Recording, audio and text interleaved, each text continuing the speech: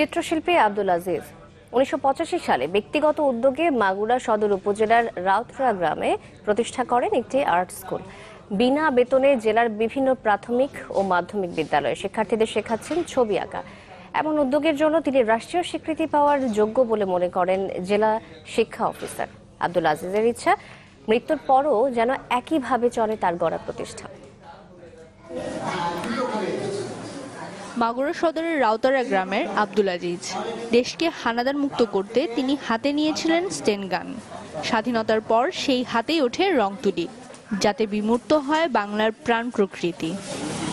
১৯৮৫ সালে নিজ গ্রামে কবি গোলাম মোস্তফার ছেলে মোস্তফা আজিজের নামে গড়ে তোলেন আর্ট স্কুল। গত ৩৪ বছর ধরে যেখানে বিনা পয়সায় আঁকাকি শিখছে শিশুরা।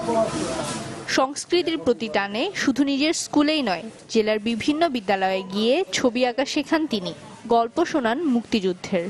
আমাদের এখানে দাদুভাই একটা স্কুল খুলেছে, আর্ট স্কুল। আমরা এখানে ফ্রি আর্ট শিখতে পারি।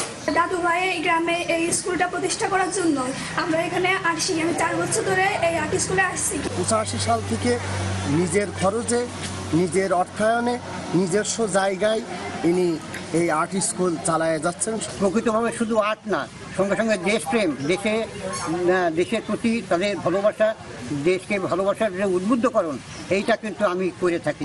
জেলা শিক্ষা অফিসার বলেন, মুক্তিযোদ্ধা এই চিত্রশিল্পীকে রাষ্ট্রীয় সম্মাননা দেওয়া উচিত। উনি ছেলে মেয়েদের ড্রয়িং শেখান এবং তাদের মুক্তিযুদ্ধের গল্প শোনান।